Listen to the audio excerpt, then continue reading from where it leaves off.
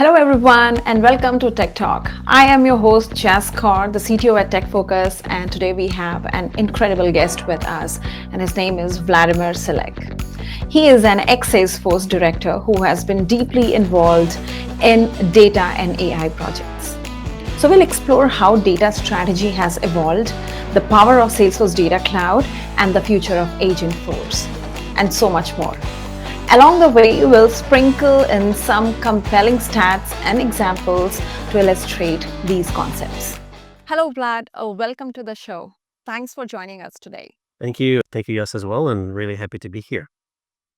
So before we actually start talking about data strategy, I would like to know more about you, what you have done so far in Salesforce, and what exciting are you doing now? Yeah, absolutely. So today, I'll probably start today. It's easy. I'm leading on one part of the company. So we started like a company with three of my colleagues and friends. And effectively, my role within this group is my CTO. So very excited to lead the technical stream, both from internal technology orientation and providing technical consultancy and technical support to our customers. So that was really led by my experience in Salesforce. I spent there about 11 years, just over 11 years. It's been a long journey, very exciting. And, I kind of going backwards and kind of thinking about what brought me into Salesforce and how it started and how it evolved. There's been a lot of interesting stories, of course, a lot of interesting experiences to go through, but my focus was, most of the journey in Salesforce oriented towards the education and enablement. So I've been very privileged to become part of a group within the alliances and channels streams to focusing on enablement of consultants on Salesforce products. And my last 3.5 years were primarily focused on Data Cloud because I was lucky enough at some point in time to join that stream. And effectively, as soon as the Data Cloud became live and available to our customers, we needed to ensure that our partners are equipped with all the knowledge around the product. So then over the time, build a learning program, support the production of the first certification, and then improving it over the time, building learning programs for partners and our consultants. I mean, you've probably done the training, so you've touched at least some of the work I've done. Yeah, and before that, I was doing similar thing for Marketing Cloud, so it was really exciting time, and I cherish the memories of being able to look at the working with product teams internally, a lot of really intelligent individuals across services and success teams within the alliances as well, and then at the same time working with so many consultants across the globe, learning from them, sharing what we know, but at the same time and kind of infusing into myself all the knowledge, all the challenges, all the things that they go through on a day-to-day basis. So it's really, really fantastic time.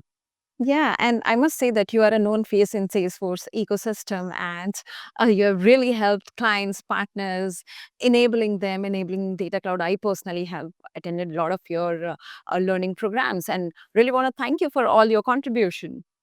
It's been a pleasure. Thank you. And yeah, you're right. It's been both surprisingly, even though as my primary focus were consulting partners, but Mm. at the same time, I was always keen to contribute beyond that and was really kind of all open to supporting Trailblazer communities, number of different sessions we've done over the years with a lot of individuals who decided to take a lead and try to do a similar thing and just really share the knowledge more broadly.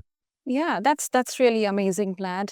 And we all know that you have a great hold on data side, right? So let's talk the evolution of data strategy. So we have seen the data getting evolved from on-prem data warehouses to cloud now and kind of hybrid as well.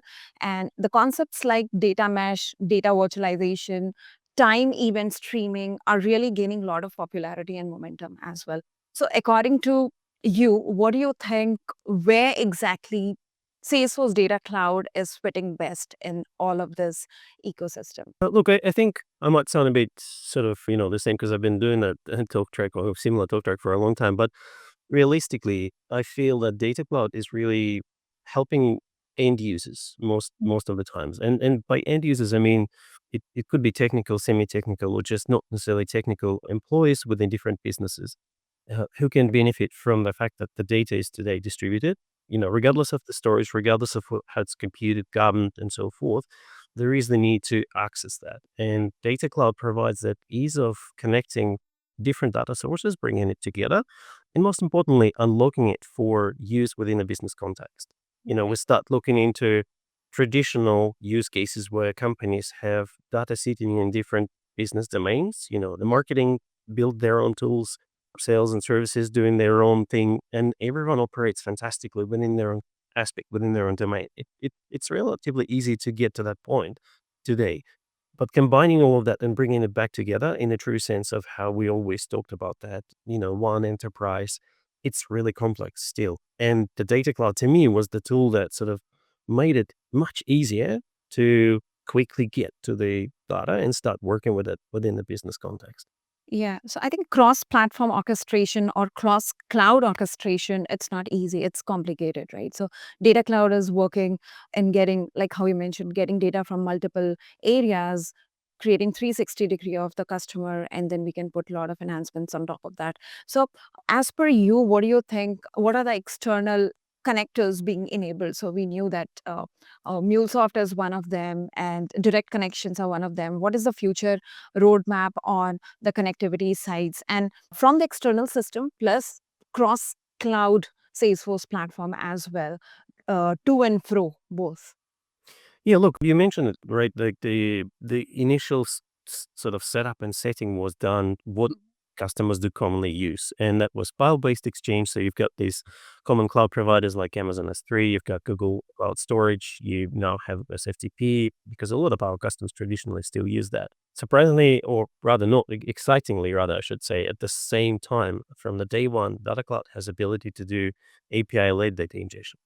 And when I look into that evolution, so we have MuleSoft plug, great. But Mhm. the way I think before my departure from Salesforce, the product team were talking is the vision for having open framework for connectivity, meaning that you will be able to design and develop connectors as you need for both ingestion and consumption out, like aggression outside of the data cloud. And look, last year or so, it's now like 200 plus different connectors that have been enabled, which I find really, really empowering and exciting because it does help with the whole narrative that we want to be able to bring data cloud to the customers easily.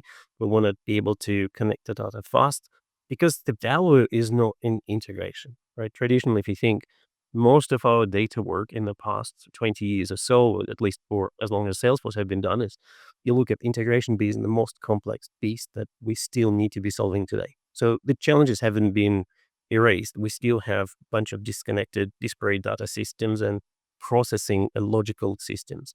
It's more, how do you quickly bring that together? And as you said, that connective piece is the most important one to me to unlock the power of other capabilities within the product. Yeah, and I think the capability of real-time enablement and getting the data in real time is also there in Data Cloud, right? So would you like to talk more on the real-time data fetch from multiple places? Yeah, I mean, the great power when we started was, as I said, that API was at least providing the ability to stream the data in, providing real-time ingestion. And as it evolved, ability to now access to different storage systems like Snowflake and Databricks through zero copy or partial copy, cache copies. It's really that power to not worry about the latency, how fresh the data is. You just all of a sudden, all the technical investments that are coming through in the long or short period of time, they now take in play as part of the bigger data exchange. And to me, this is really like again, it's a fantastic opportunity to truly unlock the data. And maybe extending that to one point on the previous as well note is Data Cloud is not replacing all of these tools. And that's why I feel that connectivity across varieties of tools is super important because it enables you to start orchestrating the data exchange without truly going up and replacing the investments that have been made in the past in internal or cloud-based storage and data processing unit. Yeah, I think that is making it more and more powerful, right? It has got the capabilities. So what extra things are coming? I know that you are no more in Salesforce, but if you have the insights and if you are, I mean, if you're permitted to speak, definitely would like to know what is the roadmap going ahead, what kind of features you expect from Data Cloud. I'll be honest, because I'm no longer with Salesforce, so I'll probably reserve myself to say what's coming because I have an inside knowledge because I don't necessarily. But what do you expect? I mean, Yeah, now, that's the point. Yeah, that's right. So if you think about expecting it, there are a few things that I really find. So one of the things I want to highlight was a reasonably recent exchange, Cloud One, that came up, and yeah, pretty interesting. if you don't know that, right, like what does it do? It just really empowers that one aspect of we integrated data into one place, and now that org provides access to a lot of other tools seamlessly natively as if they would Right. be part of the same. So it's solving the problem of integrating within Salesforce ecosystem across different ARM orgs seamlessly. So that's one big thing, and it's already live, so that's great. What I look forward more, I think, based on some of the conversations around data security and privacy concerns, Yeah. is ability to work with encrypted storage. So, we do have ability to ingest data from secure locations and whatnot, but at the same time, some probably more regulated use cases require that the data being, compressed, encrypted, like we used to do in the past a lot of the times. Today, that is not supported, and that's one of the features that has been discussed for a while. It's not that many customers that are using it or requesting that, but I feel there've been enough who've been specifically asking for that. And one extra thing I would say is improvement, like field improvements on the real-time compute, real-time processing, real-time in and out, like the whole kind of like the data flow from the point of data comes into the system, goes through all the steps of processing, Yeah. right? And that evolution of that customer graph and being able to do identity resolution in real time, extend on these use cases more and more and more. So that becomes truly real-time data exchange. So no matter what feeds in, it goes through the entire steps and flows within the data lifecycle and then comes and becomes available for action in near real time as much as possible. Yeah, excellent. I think those are the very valid points you have mentioned, and I really appreciate your thought on what we are expecting next from Data Cloud. Yeah, so I think Data Cloud is a foundation now. And so I was talking that a Data Cloud is now being the core of the system. And we have been talking a lot about Agentforce, right? And from last year, Agentforce is on top. So would like to know more from you that what do you think Agentforce is and how it is really going to impact the whole industry. Well, I mean, this is not really a small question in the sense of, everything is AI today. And you surely have seen, as you said, like it's been proliferating for maybe a bit over a year. And to me, what was interesting is to observe, because I was still part of the team at the time focusing on Data Cloud, and it was Yeah. that new, shiny toy. And all of a sudden, everything changed and shifted gears towards AI. And how do we start building agents and, Hmm. kind of evolve that whole agentic experience for users within Salesforce and customers. So I feel the evolution and the fact that the Data Cloud became that common data layer across the Salesforce platform and ecosystem is really one big piece of a puzzle that makes the Agentforce experience real and available, and it feeds or rather provides access to the data beyond a single domain, beyond a single use case, and allows for that. I think kind of going back to our conversation about real time, right? The Yeah. real time exchange of contextual query of the user or kind of like agent itself, kind of bind it and infuse it with the business data that is relevant to that context and kind of feed it back. So without having that real time connectivity and exchange, and having access to so much information across the business potentially, that then makes the agentic conversations contextually relevant and interesting.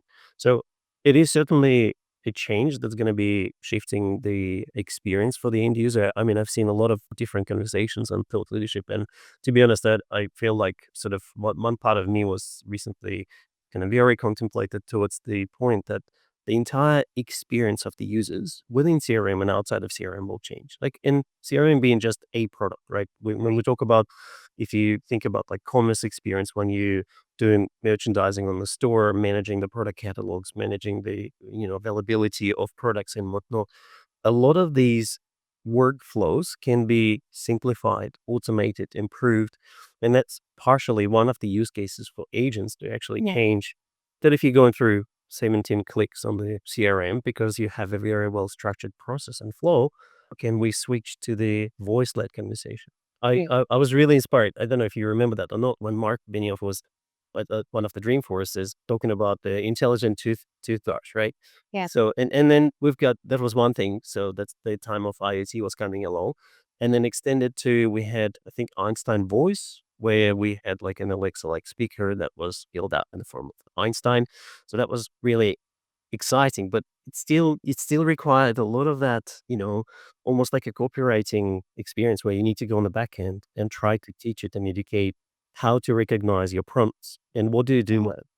And now fast forward, whatever number of years to today, going back, revisiting that experience that you can talk to your CRM, to me, it became a reality because there's no longer need to say, you need to talk to that in that specific way. So it understands that you're asking to go and fetch for the opportunities and find the most recent one and tell what stage it is and so forth. You just say, hey, what's the latest on my deal that I was updating last week?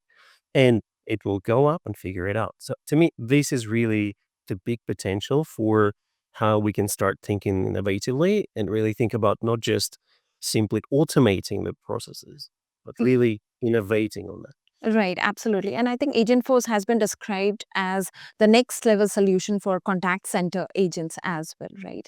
So, which is kind of leveraging both contextual AI and knowledge graphs. So, what's happening internally? Could you give some examples or help viewers understand more that, okay, these are the key factors which are letting the Agentforce work in the backend? Yeah, look, I mean, from the back end, what is kind of what has happened in the last year or so is that kind of really combination of all these different pieces of functionality or functional capabilities within Salesforce, including Data Cloud, into one cohesive kind of like set of functions, right? That you can just use to build up what we now refer to as agentic experience. So thinking from prompts, initial version where you have a conversation through typing, or maybe like if you use the keyboard on some of the laptops, you can just talk to the thing and it just changes the voice to text. So extracting it, then it feeds up into the query, goes up and fetches the data and comes back. Now that whole exchange improved that now you have conversation sort of that can, run itself multiple times to assess and evaluate what your request actually means, to establish the context and understand what is being asked for.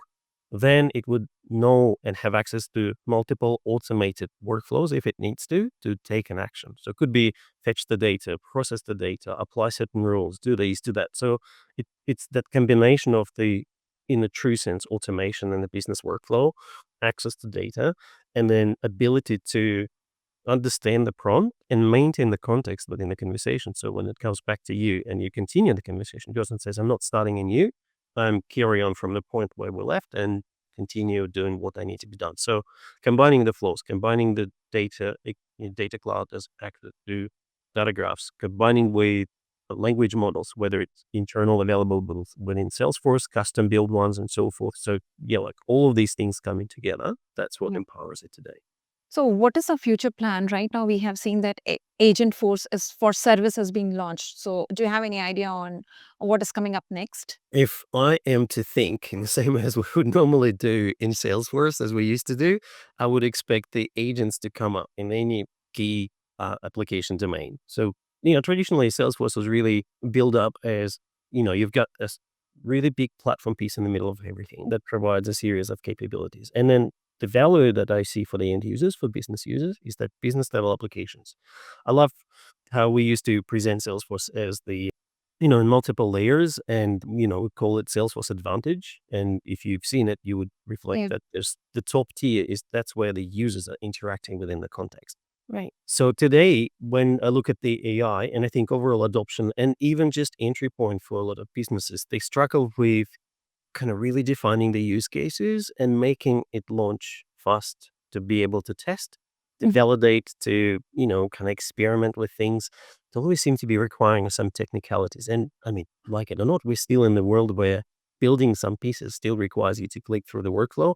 And even if it's not technical, you still need to understand the technicality behind that. So with the native experience, I would expect sales agents to be in, and it could be both internally facing and externally facing. So internally, I mean, like things like, if you look into coaching your sales team, I think it, this I, contest was already launched, right? Coaching. yeah. Yes. So that's that way. But like internally, you can have an agent that can do, you can ask him to say, can you pretend to be my customer? I will try to pitch to you. Can you give me the feedback on what you do? And you don't need necessarily to do a lot of these things to develop because your data is in CRM. You know the cases, like for cases, right? When you're thinking about case management, you can do outbound, but you can do internal training too. Why not train agents on history of cases that sit in your CRM that know what conversations are coming in, what the responses were, how did they go, did we resolve, did we know how long it took to take and do that. So you can simulate all of that today without needing any extra work. And if we can make these things available out of the box, these are almost like a baseline use cases that no one needs to be paying extra money to get done. Should be able to come and say, I want to have an agent that enables my Yes. service agents. The simulates the experiences. This is where you get the data. This is how you need to process. And to me, this is the future. Same with commerce. Like, I mean, as I was saying before, you can do merchandising, you can do product updates, you can do a lot of other things if you just have native agents. And to be honest, this is where it goes back to it's sort of like an evolution of bots. You've got your chat-led experiences with a lot of if, then, else logic behind the scenes to be able to decipher. So we're kind of moving to the next level where you completely remove the if then logic because the agent can now understand the query and do certain actions. We connect a bit more automation to that. So it's sort of like evolutioning even more because it not just follow, click, do that. It can actually run and execute workflows, and there could be a series of them. So it's a bit more powerful. But the question to me was like, what's the next level where it truly becomes autonomous, and what are the right things to apply agents for? Because one thing I'm very mindful of, and that's one of the things that we debated with my partners on, if you can do AI, Yeah. should you always do that? We look at that as an excitement in technology, but at the same time, it's always a compute. It's always cost to serve. It's always, consuming power somewhere at the other end of the, I guess, of the experience. And therefore, like, while you can do that, what truly makes sense? What is truly innovative? Be solving the problems that we couldn't solve today in terms of scale that requires traditionally a lot of human capital, like a lot of individuals involved.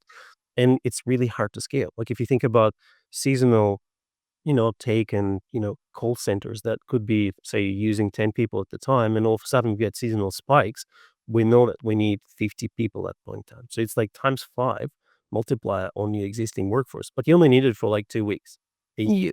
So how would you handle that? That's exactly where the benefit of agentic experiences would be, in my opinion, realized for the businesses, where they can handle that spike and scale without investing more into people. And not because people don't want to do it. It's really hard to do.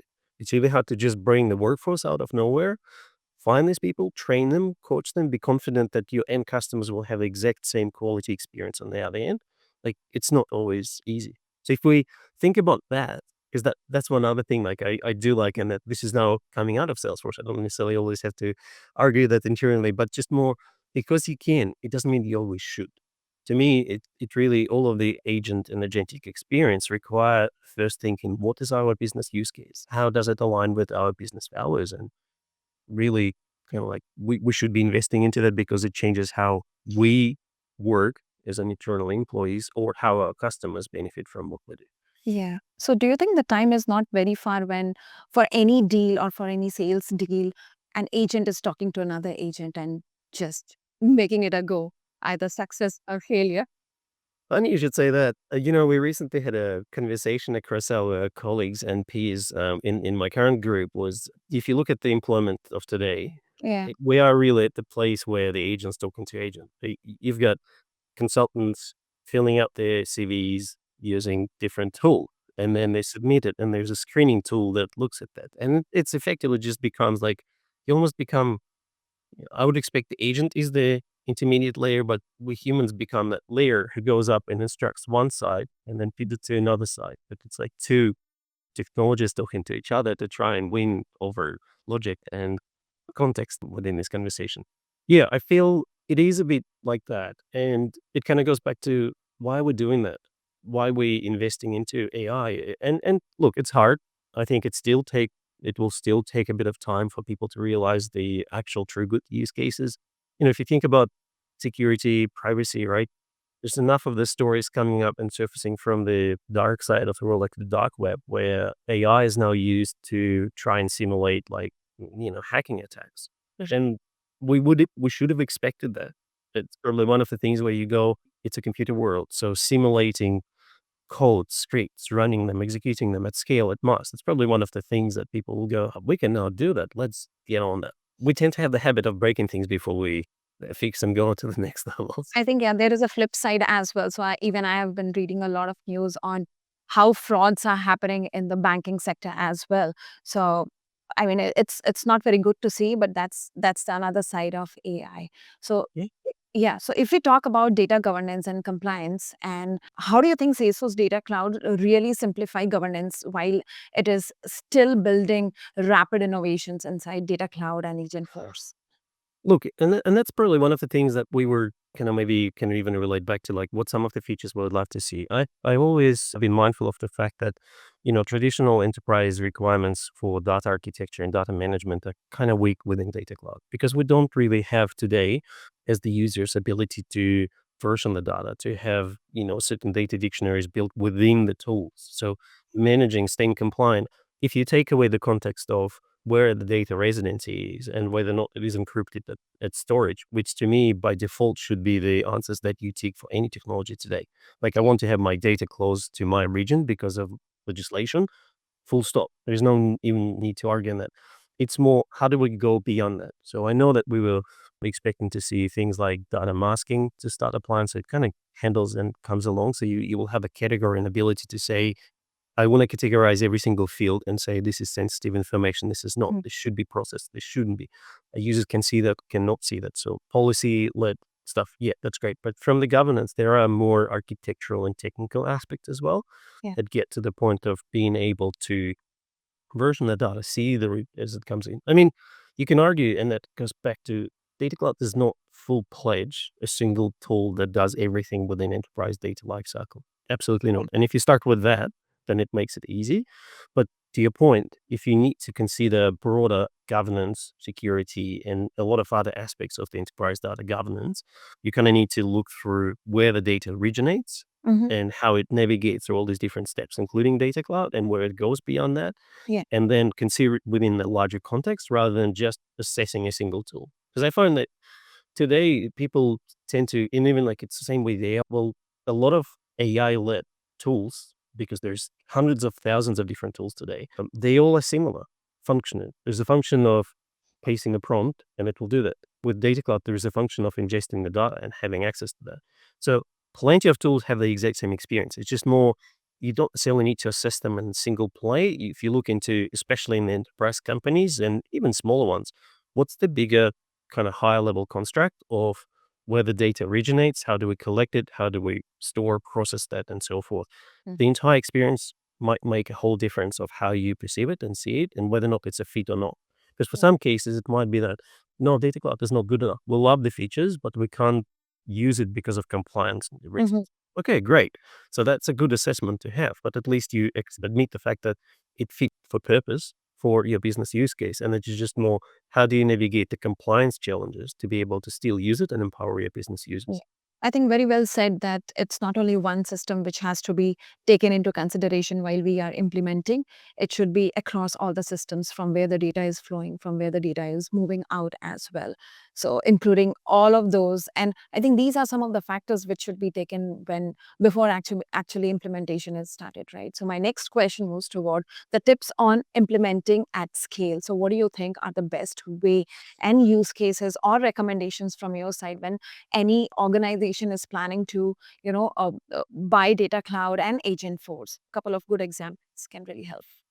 Look, I think I'll put it into two separate things. So for the Data Cloud, I love to start the conversation is why are we here? Why are we discussing Data Cloud as a tool? So the way I frame the question is basically, what is the business problem with data that you cannot solve today? Mm. Because if you feel like you have access to your data, if you can integrate, if the exchange within the company can be done sufficiently enough, we probably don't even need to have a conversation about Data Cloud as a product.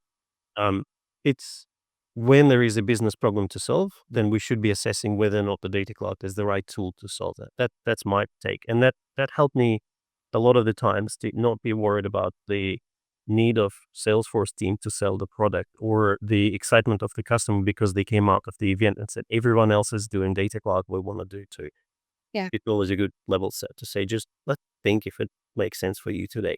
The agent's a bit more interesting because that can, again, it's another use case. Like why we are trying to create an agentic experience. So you can have a very simple, extended, sort of more intelligent, automated chat experience.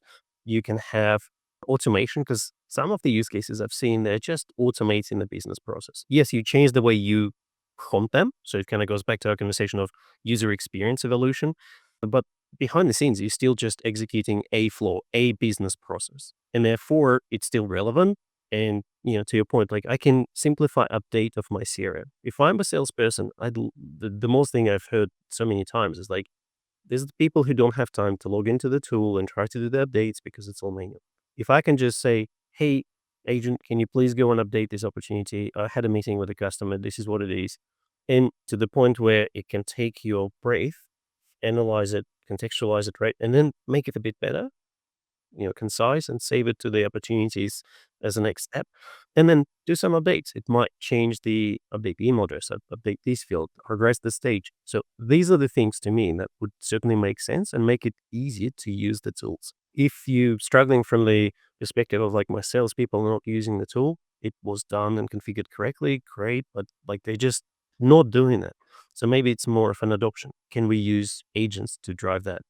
A couple of other cases we discussed before. How do we train? I think some of my friends shared with me, experience with their kids. We were discussing it, like the challenge of learning today and I've got two kids, so I very well aware of like some of the difficulties of keeping them engaged and inspired to do things. Because when I was coming up into enablement sort of domain within Salesforce, we had a really good training. And one of the aspects for me was a takeaway is there is no common learner. Like every single individual is unique. So how do you structure the knowledge? How do you provide that experience of learning unique to every single individual so they keep being excited, engaged throughout the learning? And to me, this is where agents and overall AI application is fantastic because you can come and say, look, this is great. You explained it to me. The course is interactive, but I still don't understand it. Can you tell me differently? And you can just interact with the agent 50 times to get to the point where it can explain you finally what the big complex contextual problem looks like and how to disassemble it and how to understand. So to me, this would be a really good use case when you look internally around enablement, around the business process establishing and coaching people on how to operate within your business.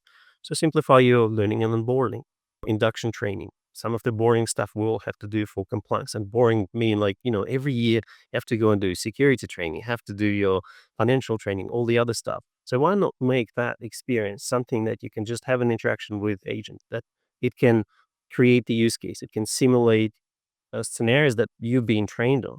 It's the best way of learning when you actually go through that. And it tells you, hey, Vlad, the way you've done it seems to be not quite in line with the company policy. Oh my God. So I already notified your manager, and I mean, I'm just feeding of course, but it's more of being able to be in the context of what you learn is the best thing.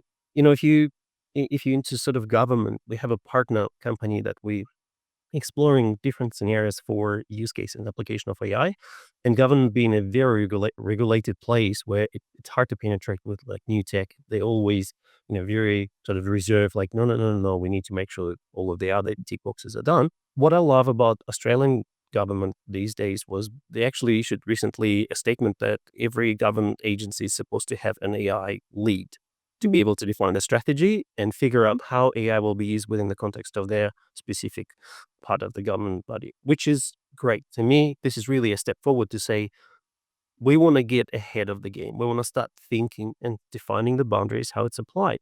So there's a lot of these different conversations. I used to really enjoy the social studio within Salesforce for one simple thing.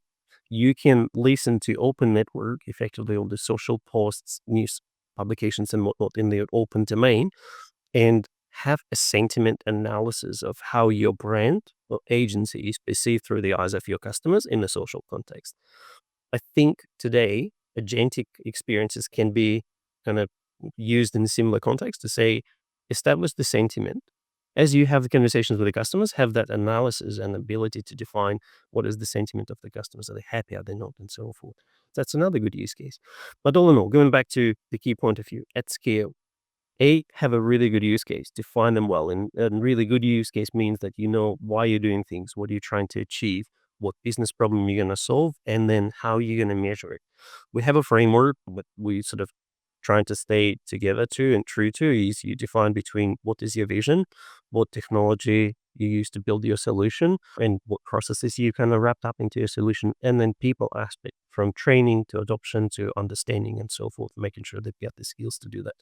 If you can cover your approach and go and say, Mhm.